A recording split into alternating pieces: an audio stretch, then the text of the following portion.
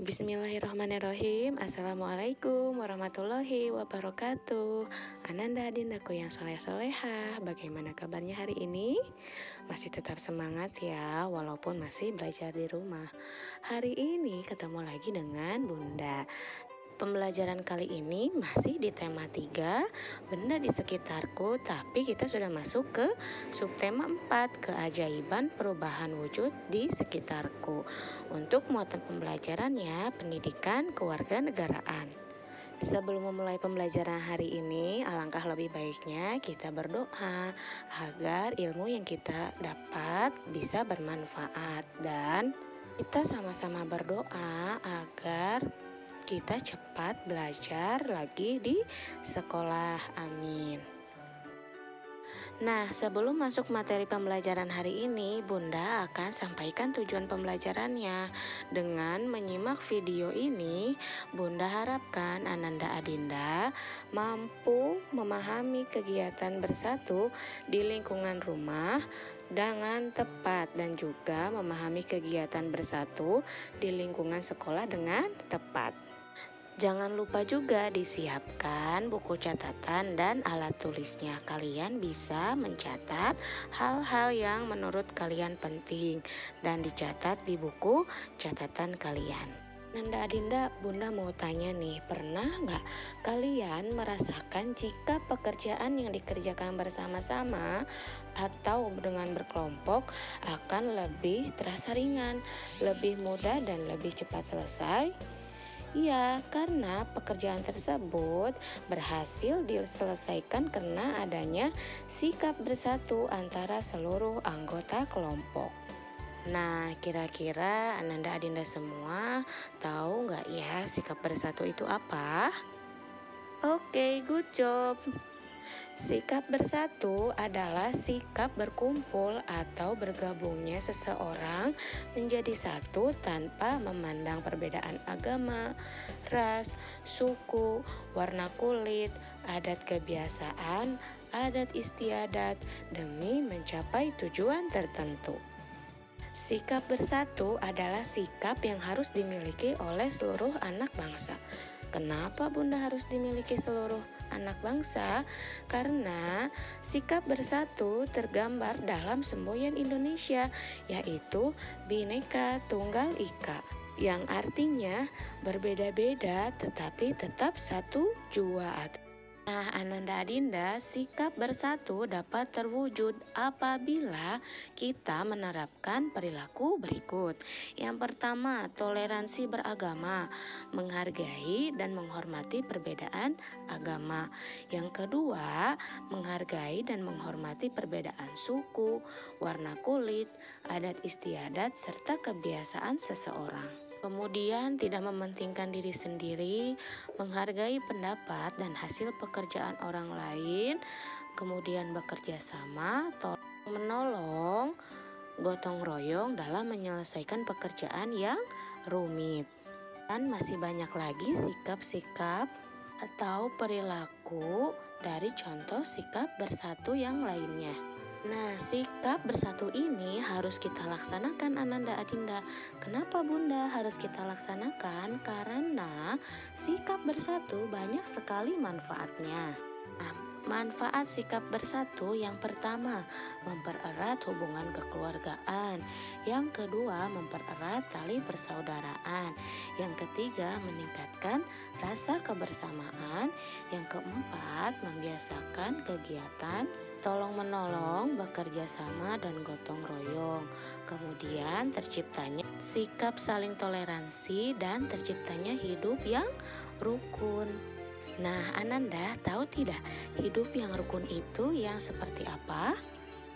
Oke, good job. Hidup rukun adalah hidup saling menghormati dan menyayangi antar sesama manusia.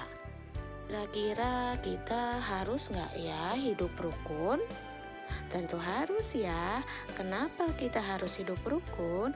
Karena jika kita hidup rukun, maka hidup akan lebih tentram. Kemudian hidup rukun itu harus saling menghargai satu sama lain. Dan Hidup rukun itu bisa menjalin tali persaudaraan dan menumbuhkan rasa persatuan. Kemudian yang terakhir, hidup menjadi lebih aman, damai, dan tentram. Nah, terbayang tidak oleh Ananda dan Adinda jika kita tidak hidup rukun, apa yang akan terjadi? Nah, jika kita tidak hidup rukun akan terjadi yang pertama, terjadi perselisihan dan konflik. Yang kedua, terjadinya kesalahpahaman dan perpecahan. Kemudian saling bertengkar dan saling menyalahkan. Dan lingkungan terasa tidak aman. Nah, jadi sikap bersatu harus kita laksanakan, baik itu di lingkungan rumah, sekolah, dan juga di lingkungan masyarakat. Nah, contoh sikap bersatu yang pertama yaitu contoh sikap bersatu di rumah. Yang pertama, saling mengingatkan dalam melaksanakan ibadah, kemudian beribadah secara berjamaah, kemudian saling membantu anggota keluarga. Nah, contohnya membantu adik mengerjakan tugas, kemudian membantu ibu mencuci piring atau melipat pakaian, atau juga bisa membantu ayah mencuci kendaraan dan lain-lain. Yang kemudian tidak bertengkar dengan saudara dan saling merawat jika ada anggota keluarga yang sakit. Dan masih banyak lagi contoh sikap bersatu di rumah yang lainnya ya. Nah, yang kedua, contoh sikap bersatu di lingkungan sekolah. Yang pertama, saling menghormati dan menghargai guru dan juga teman. Yang kedua, tidak memilih-milih teman ya. Kemudian yang ketiga, melaksanakan piket kelas. Yang keempat, tidak berkelahi dengan teman. Ini sangat tidak boleh ya. Dan yang kelima, membantu teman dan juga guru jika mengalami kesulitan. Dan masih banyak lagi contoh sikap bersatu di lingkungan sekolah yang lainnya ya. Oke, yang selanjutnya contoh sikap bersatu di lingkungan masyarakat. Yang pertama, kita bisa mengikuti kegiatan kerja bakti. Kemudian yang kedua, menghargai pendapat orang lain ketika melakukan musyawarah. Kemudian membantu tetangga yang mengalami kesulitan, bersatu dalam memilih kepala daerah yang baik, dan melakukan musyawarah untuk menyelesaikan setiap persoalan atau menyelesaikan setiap masalah. Dan masih banyak lagi contoh sikap bersatu di lingkungan masyarakat. Nah, supaya kalian memahami mengenai sikap bersatu, Bunda sajikan beberapa gambar yang bisa kita centang bersama-sama ya. Nah, untuk gambar yang ini kita bisa lihat. Yang pertama ada gambar anak menyapu sendirian dan di sebelahnya gambar bermain dengan adik. Nah, perlu diingat, sikap bersatu itu sikap yang berkumpul ya, bergabung. Nah, jadi bisa kita lihat sikap bersatu itu adalah gambar yang kedua. Oke, good job. Nah, untuk gambar yang selanjutnya, di sini Bunda punya gambar ada seorang anak yang sedang membantu ibunya membantu cuci piring, dan di sebelahnya ada gambar anak sedang menonton TV. Nah, kira-kira sikap bersatu itu contoh gambarnya yang mana ya? Betul sekali, gambarnya adalah anak yang sedang membantu ibunya mencuci piring, karena untuk anggota keluarga adalah salah satu sikap bersatu. Nah, di gambar selanjutnya kita bisa lihat lagi. Untuk gambar yang pertama ada anak sedang menjemur pakaian tapi sendirian ya. Nah, di sebelahnya ada gambar seorang kakak yang sedang membantu adiknya mengerjakan tugas. Kira-kira mana ya yang menunjukkan sikap bersatu? Betul sekali. Membantu adik mengerjakan tugas adalah salah satu sikap yang menunjukkan sikap bersatu. Nah, Ananda dan Adinda, ada yang tahu nggak ya karangan itu apa?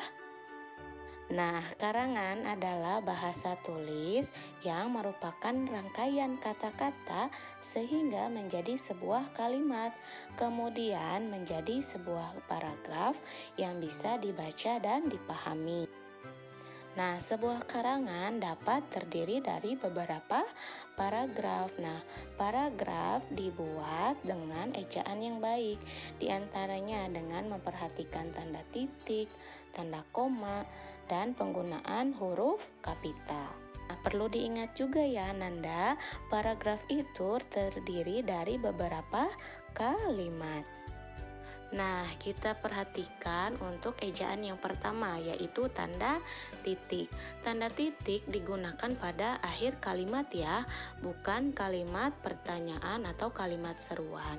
Kalimat pertanyaan biasanya dengan tanda tanya. Kalau kalimat seru itu dengan tanda seru.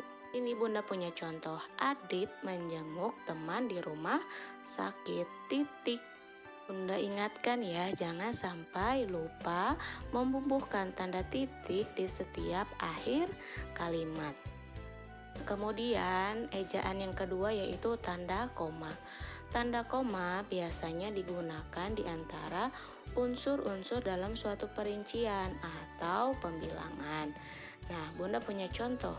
Adit pergi ke rumah sakit bersama Gina, Mutia dan Faisal. Nah, di sini karena Adit pergi bersama beberapa orang dan disebutkan dirincikan orang-orangnya, maka dibubuhkan tanda koma.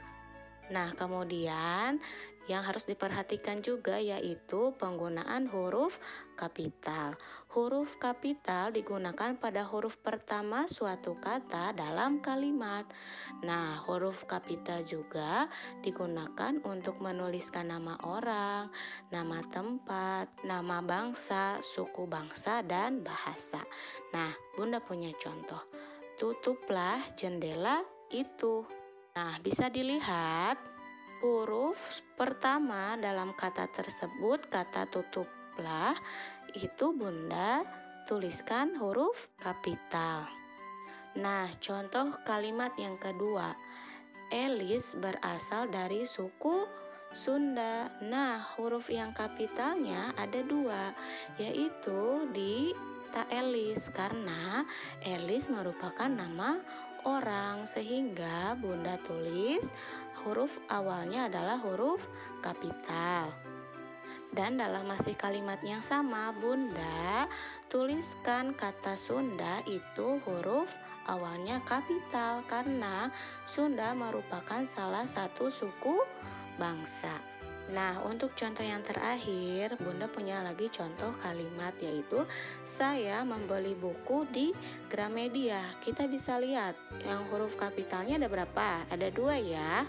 Yang pertama di awal kalimat yaitu huruf S dalam kata saya, dan satu lagi yaitu dalam kata Gramedia karena Gramedia merupakan nama suatu tempat yaitu toko buku. Bunda selalu ingatkan jangan lupa untuk membubuhkan tanda titik pada setiap akhir kalimat.